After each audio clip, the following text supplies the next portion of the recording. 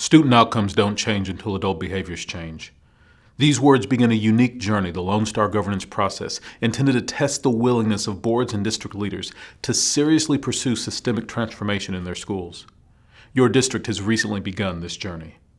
Hello, my name is A.J. Crable, Deputy Commissioner of Governance for the Texas Education Agency, and I bring greetings from Commissioner Mike Morath.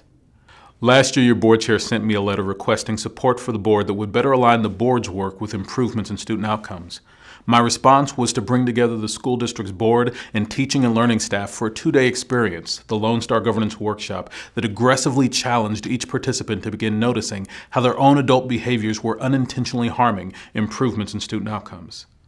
As you consider what I just said, begin to insert yourself into the conversation as well. Begin noticing the behaviors in your own life, whether through action or inaction, that have benefited you while not benefiting your neediest students. Maybe it was not getting involved when you know your voice could have made a difference, or going along with negative comments about the district even if you didn't yet have all the facts, or actively removing your time and treasure and talent from the district because you were frustrated or disappointed. These examples and the many more that might be true for you or for those of us in Austin begin to lend context to the larger conversation. That student outcomes don't change until adult behaviors change, starting with me, starting with you. Only after your board and district leaders began to focus on their own adult behaviors and the at times unfortunate future those behaviors were creating, could we then have a meaningful conversation about what's possible for your students. Not only did your education leaders take on this courageous journey, they have taken on the important work that emerges from it. They've subsequently began identifying the specific outcomes they want for all students and identifying the progress measures that let them track month by month to the extent to which those goals are being met. They've begun confronting the systems that have placed adult preference and convenience ahead of student needs and are identifying strategic changes.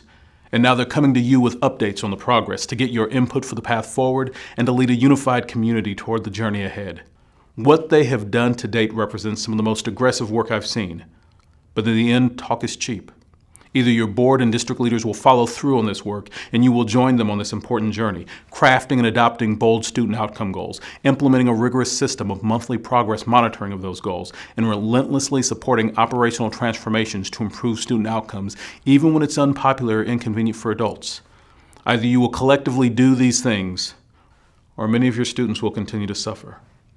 Collaboratively, we can improve outcomes for the school children in West Texas, but it will take all of us, faith leaders, business leaders, community leaders, and education leaders working in concert.